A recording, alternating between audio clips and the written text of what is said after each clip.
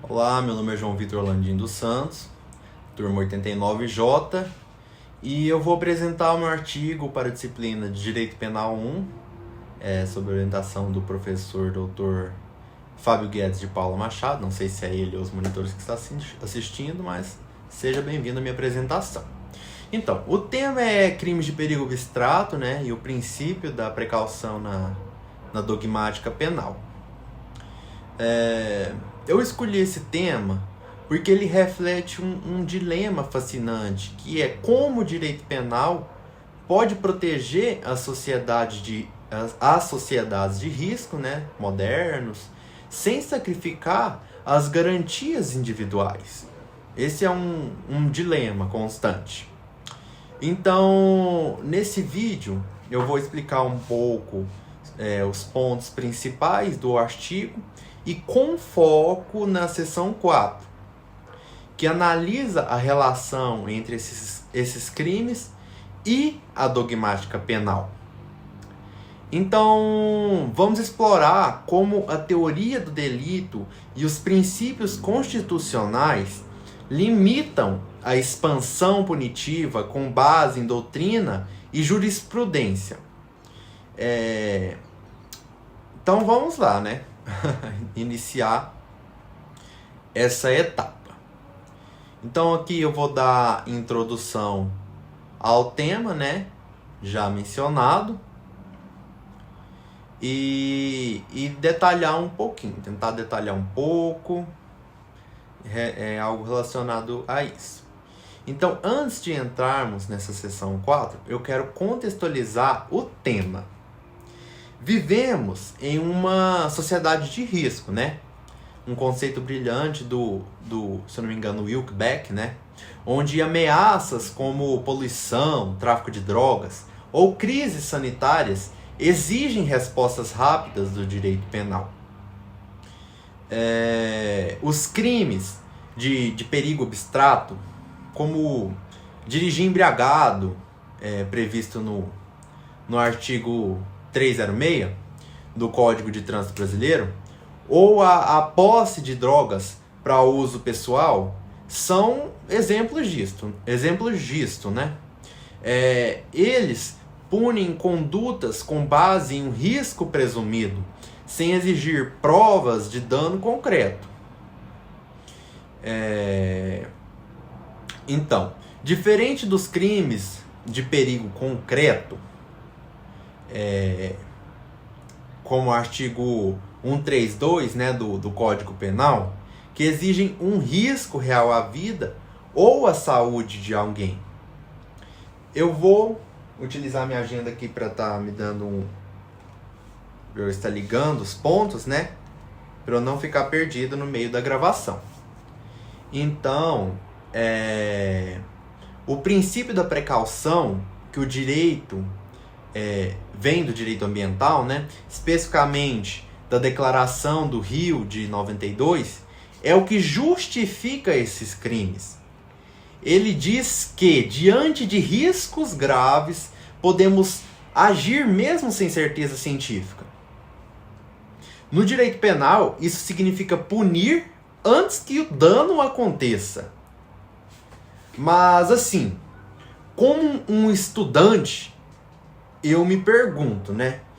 Até onde isso é compatível com os princípios do direito penal, que o senhor já apresentou em aula, foi estudado para a prova, entre outros. Como legalidade e a ofensividade.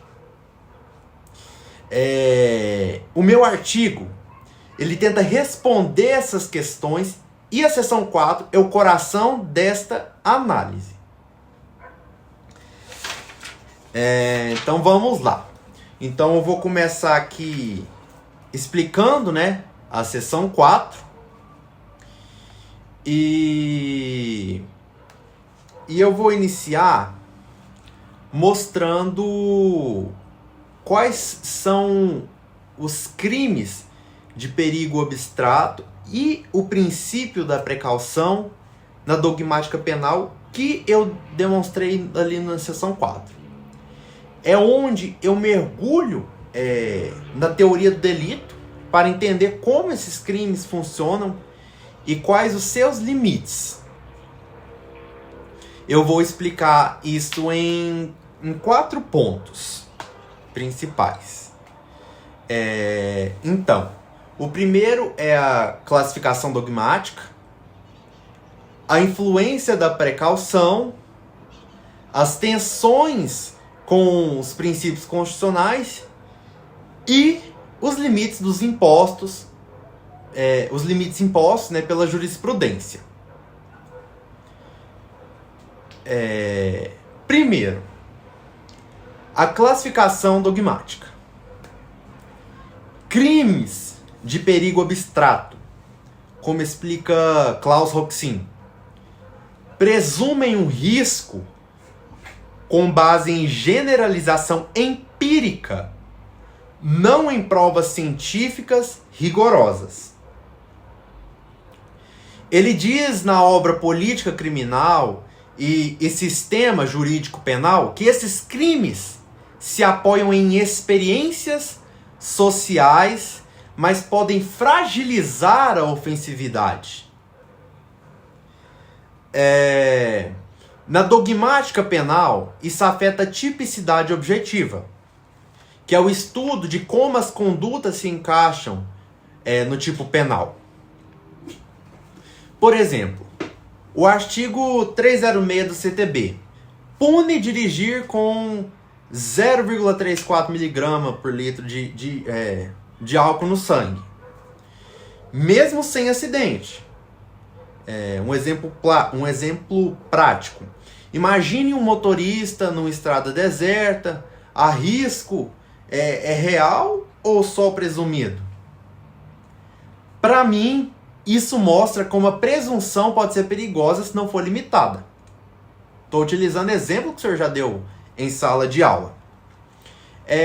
Paulo César Busato, outro autor que usei, reforça essa crítica, né?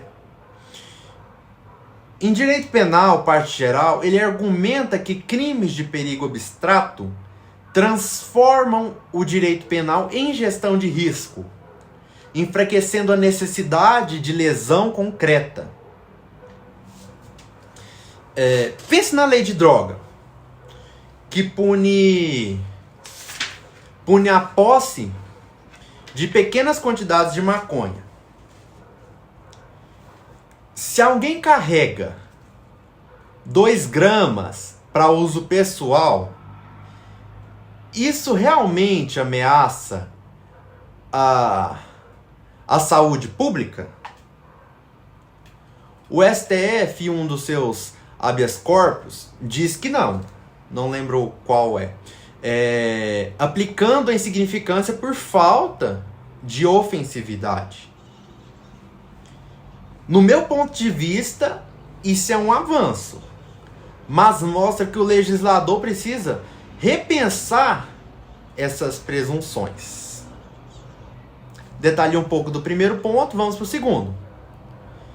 O princípio da precaução. Ele vem do direito ambiental, como eu disse na Declaração do Rio, né, de 92, e recomenda agir preventivamente diante de riscos graves. No direito penal, ele justifica crimes como os da Lei de Crimes Ambientais, de 89, que punem poluição sem exigir danos efetivos. O Rogério Greco, no seu curso de Direito Penal, defende que a precaução é essencial para proteger bens como o direito ambiental. Vamos pensar no desastre de Mariana, em 2015. Punir a mineradora antes do dano poderia ter evitado a tragédia? Mas Juarez Tavares, ele discorda, né? Em Fundamentos de Teoria do Delito, ele diz que crimes abstratos sem ofensividade violam a legalidade material e devem ser extintos. Eu tendo a concordar com Tavares, por quê? punir sem risco concreto pode levar a injustiças. O STJ, em casos, em algum caso, não me recordo qual, ele aplicou a precaução em crimes ambientais adotando o indúbio pro natura. O ministro Herman Benjamin argumentou que o poluidor deve provar que sua conduta é inofensiva. Isso faz sentido no ambiental, mas no penal, onde a liberdade está em jogo, fico preocupado. Na minha visão, a precaução precisa de limites claros, senão vira um cheque em branco para o Estado. Que, se eu não me recordo, o Beccaria já falava algo nesse sentido no seu livro Os Delitos das Penas. Então, o terceiro ponto, as tensões com os princípios constitucionais. O direito penal tem pilares como legalidade, ofensividade e subsidiariedade, que estão no artigo 5º da Constituição.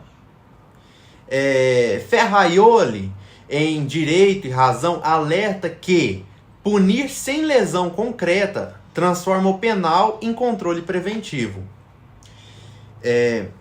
Violando a legalidade e a legalidade material, né, disso. E a ofensividade exige que o crime afete um bem jurídico de forma real.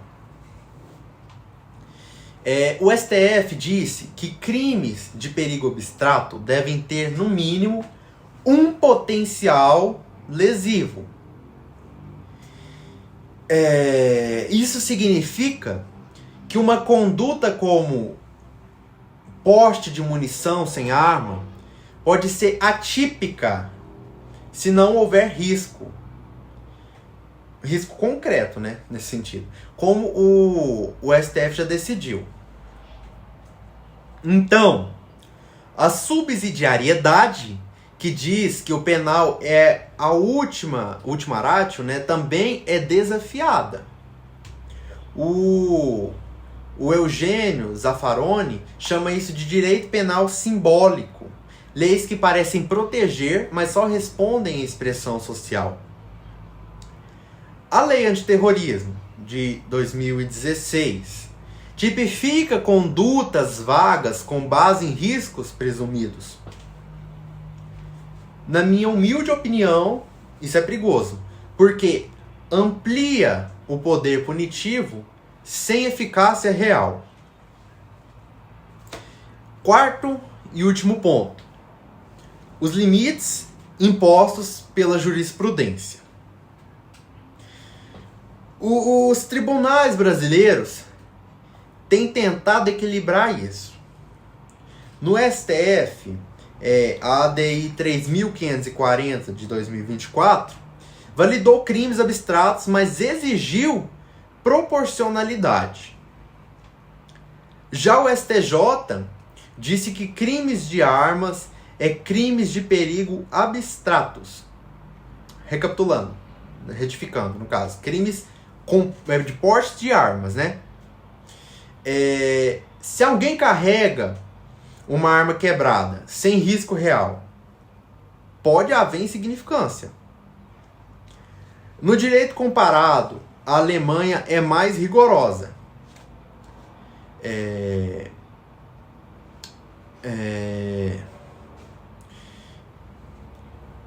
Eu não lembro qual autor, mas diz que crimes abstratos só valem para riscos sistemáticos como o terrorismo e exigem análise judicial. Então, eu acho que o Brasil poderia aprender com isso, exigindo que juízes avaliem o risco caso a caso, né? Então, vamos concluir isso tudo e fazer algumas reflexões finais sobre esse tema abordado, né? Então, para concluir essa seção 4, mostra que os crimes de perigo abstrato e o princípio da precaução são ferramentas poderosas, mas são arriscadas. Eles ajudam a proteger sociedades de risco modernos, como poluição ou tráfico, mas desafiam a dogmática penal. A tipicidade e a culpabilidade e os princípios constitucionais exigem que o risco seja real, não apenas presumido. O direito penal, ele não pode virar um controle social arbitrário. Precisamos de limites claros, análise judicial do risco, proporcionalidade rigorosa, a revisão das leis vagas, como a de drogas, né? Então, assim, como estudante, né, eu acredito que o direito penal deve proteger sem sacrificar a liberdade. Então, eu espero que a minha análise tenha mostrado como essa dogmática, né, pode nos guiar nesse equilíbrio. Eu agradeço, professor Fábio, né, os monitores também, pela orientação e por estar assistindo, né, esse vídeo, pela leitura do meu artigo. Então, as fontes usadas foi Roxin, Busato, Tavares, Greco, o Ferraioli, o Beck, e entre outras bibliografias. Então, até a próxima, professor. Muito obrigado. Tchau, tchau. Até mais.